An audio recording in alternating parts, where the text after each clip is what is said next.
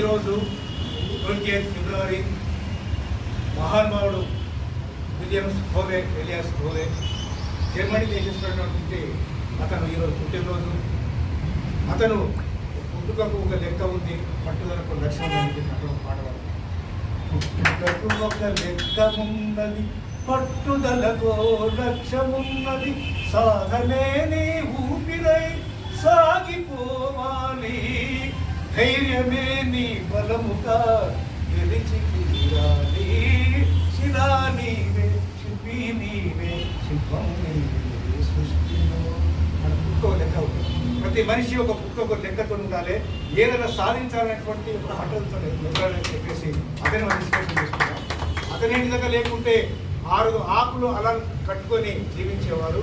కానీ అతను మనిషిని కనిపెట్టింది కాబట్టే ఈరోజు మనం బట్టలు తయారు చేసినటువంటి చేనేత సోదరులకు ఏ విధంగా ప్రాముఖ్యత ఉందో అదేవిధంగా ఆ బట్టలు అందంగా కట్ చేసి కుట్టి మన ఒక ఉందాకరించినటువంటి మన మేరులకు ఒక దైవంతో సమానం అని చెప్పేసి సవినంగా ఈ సందర్భంగా అతను పేరు.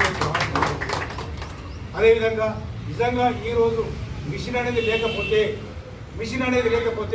ఈరోజు మా మేరు వృత్తికి ఒక విలువ లేదు.